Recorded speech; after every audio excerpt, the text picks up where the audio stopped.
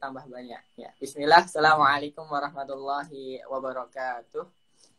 Waalaikumsalam warahmatullahi wabarakatuh. Alhamdulillahi haqqa hamdih. Alhamdulillahi hamdan katsiran thayyiban mubarakan fih.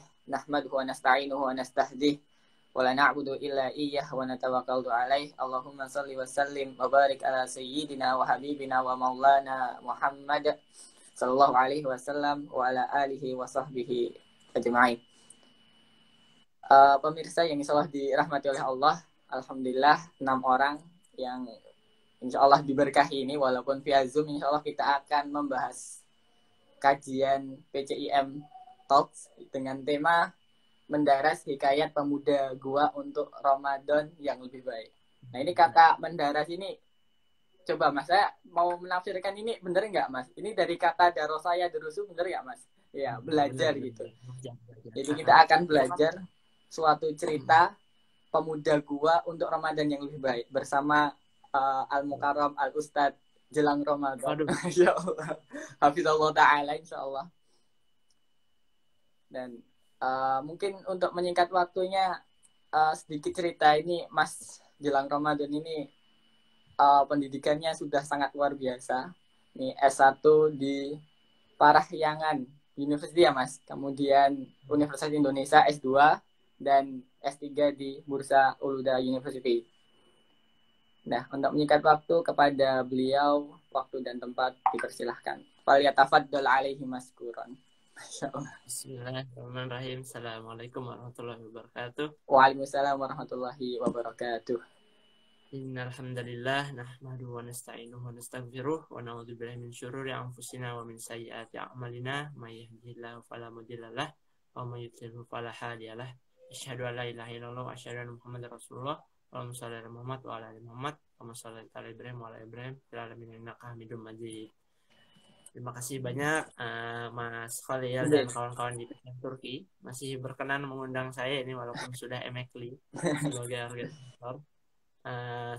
Kita awal-awal selalu bersyukur ya kepada Allah karena kita disampaikan di hari ini masih bisa mereguk nikmat Islam, iman, ihsan dan juga merasakan nikmatnya suasana Ramadan seperti itu. Dan tak lupa salawat serta salam kita aturkan kepada Nabi kita Mustafa Habibina Sallallahu Alaihi Wasallam, Nabi Muhammad tentunya karena beliaulah kita bisa mendapatkan pengajaran Islam, dan sebagai manusia Indonesia yang menuntut apapun ilmunya pasti didasari oleh rasa religiusitas dan agama yang tinggi khususnya umat Muslim.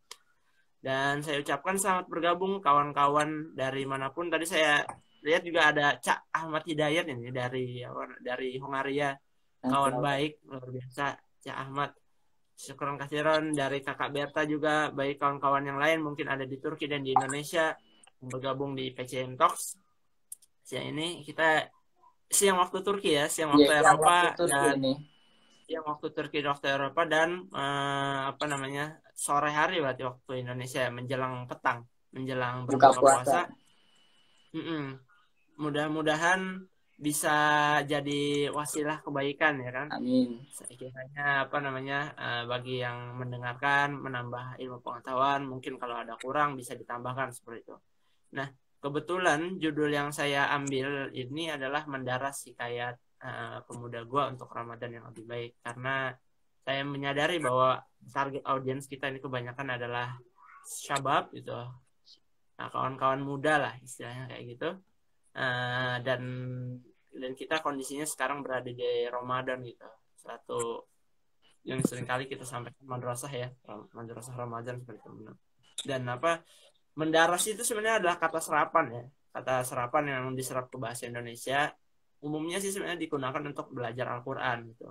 Tapi bisa juga sebagai belajar mengambil hikmah gitu, atau belajar mengambil kebijaksanaan dan pelajaran lesson learn gitu dari sebuah cerita. Hikayat kan cerita ya, cerita pemuda gua, karena pemuda gua ini relate sekali dengan kehidupan kita di Turki sebenarnya.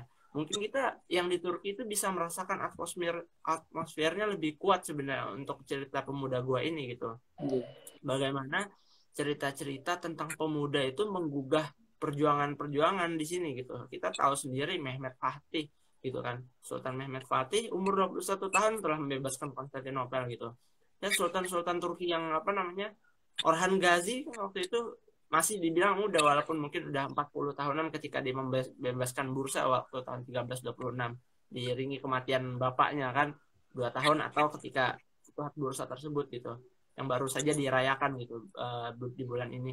Kemudian juga Futuhat Konstantinopel dan juga bagaimana pemuda gua yang beratus-ratus tahun bahkan 1000 tahun sebelumnya juga mendasari mengilhami perjuangan-perjuangan umat Islam gitu dalam menegakkan akidah gitu. Bagaimana juga mungkin kawan-kawan dai mubalik yang dari Timur Tengah lalu berlayar hingga jauh ke apa namanya Timur Jauh gitu. Tempat kita kan Indonesia itu dikenal dengan Timur Jauh gitu, mendakwahkan Islam. Itu kan mentalitas mereka kuat sekali gitu.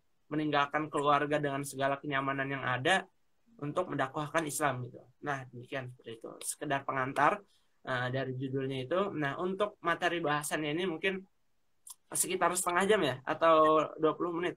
Fleksibel Mas Ustadz. Jadi semisal 30 menit bisa, antum mau 1 jam bisa. Baik, tolong diingatkan kalau kelamaan. Mudah-mudahan tidak terlalu lama saya berbicaranya. Jadi awal-awal kita kan kebetulan hari Sabtu ya ini.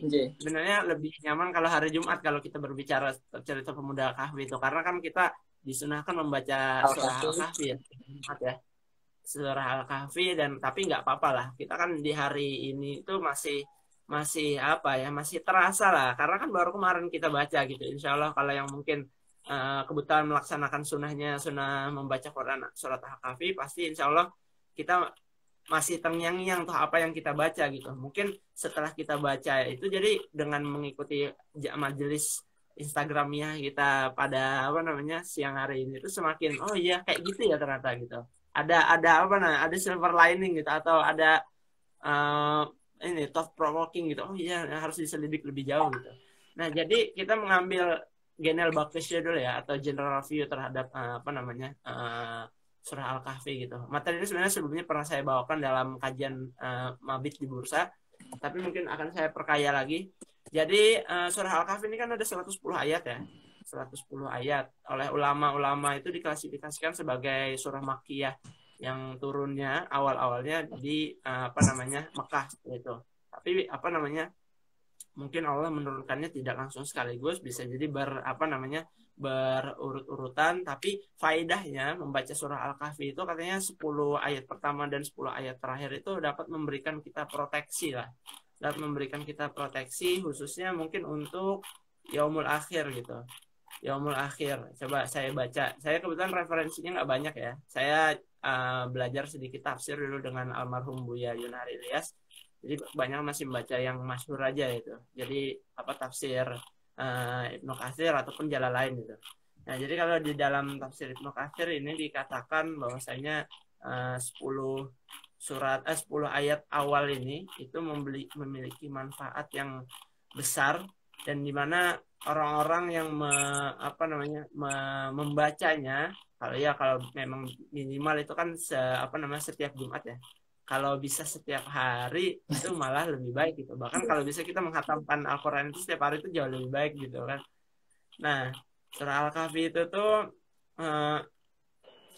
jadi tadi 10 ayat pertamanya tuh bisa melindungi kita dari fitnah Dajjal ya. 10 ayat pertamanya dan 10 ayat akhirnya juga bermanfaat sekali gitu. Tapi sebenarnya di balik manfaat itu tuh juga terkandung cerita yang luar biasa menurut saya.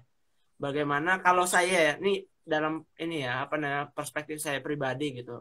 Tapi bisa dikoreksi dan masih bisa debatable seperti itu. Setidaknya dalam surah Al-Kahfi yang 110 ayatnya kita bisa bagi menjadi 5 cerita. Kalau saya membagi parsialnya itu dan ini ceritanya tuh keren-keren sekali gitu. Kalau dalam bahasa Inggris itu mungkin story of wonders ya. Cerita yang penuh keajaiban gitu. Yang kadang inanal mas birshay gitu buat orang Turki gitu. Tapi kayaknya nggak mungkin terjadi tapi terjadi gitu. Kan ada beberapa bukti-bukti arkeologinya khusus yang terkait cerita pemuda ini ya atau dalam bahasa Inggris itu Seven Sleepers 7 orang yang tidur gitu. Nah jadi setidaknya ada 5 cerita kita bagi itu kalau nggak salah ayat 1 sampai ayat 8 itu kan sebenarnya menceritakan tentang ketauhidan ya khususnya interaksi Allah langsung dengan Nabi Muhammad dan perihal apa yang beliau Sallallahu Alaihi Wasallam alami selama hidupnya. Surah ini kan turun ketika